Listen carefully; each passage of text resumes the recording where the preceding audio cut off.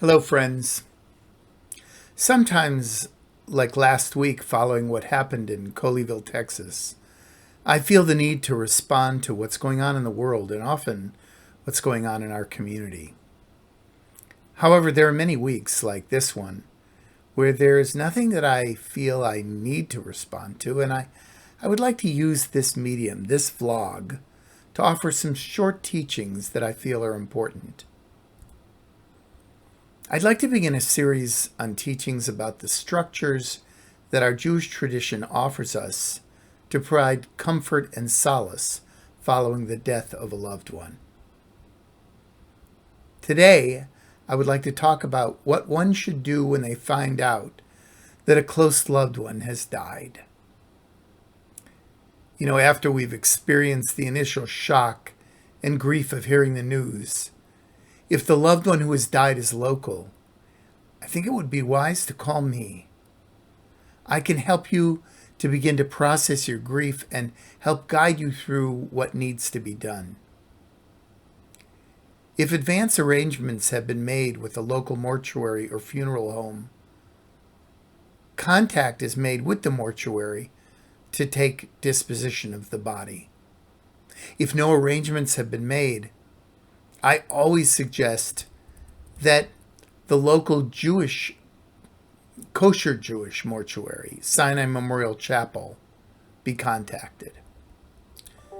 A kosher Jewish funeral home is a mortuary that follows the Jewish directives around supporting a family when a loved one has died. Sinai Memorial is a nonprofit organization that honors the Jewish spiritual practices concerning someone who has died and their family members. See, there are two central Jewish spiritual practices when a death occurs. The first is kvod hamet, honoring the body of the person who has died as the vehicle that has carried them through their life. The second central spiritual practice is nichum avelim, providing comfort for the mourners. For much of Jewish history, we buried our dead in the earth. We did not cremate our loved ones. However, today, many Jews are choosing to cremate for financial or personal reasons. With cremation, some families choose to bury some of the cremains, and others choose to have a scattering of ashes ceremony. The essential thing is that we honor the wishes of the person who died and of the families who are grieving this loss.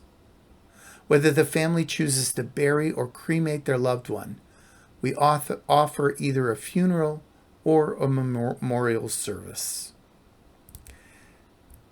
I meet with the family as soon as possible after the death to plan this service. The family gets to decide the tenor of the service, that is, the prayers, the poetry, meditations, or songs they wish to include in the service. I certainly will guide families, and I have suggestions for what they might want to include. But the decision is the family's. The centerpiece of the service consists of the eulogies, or words spoken to honor the memory of the loved one who has died. Again, the family decides who they want to invite to speak. Supporting individuals and families in helping arrange a meaningful goodbye to loved ones who have died is something I'm very passionate about.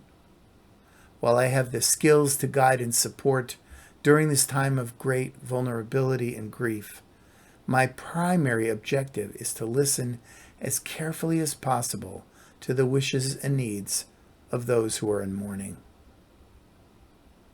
Whenever I ask people whether they have thought or planned in advance for this challenging time of loss, I often hear that folks do not want to think about this when they're in good health. I need to emphasize that the people who make these advanced plans are giving their loved ones a gift beyond measure. When families are faced with making these decisions, not knowing what the wishes of the person who has died really are, It adds an enormous burden to an already most difficult time.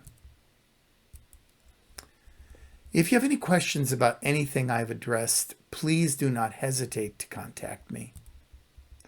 I plan to continue to discuss other important Jewish structures that help us move through times of loss. So stay safe and be well. Shalom uvracha, peace and blessings.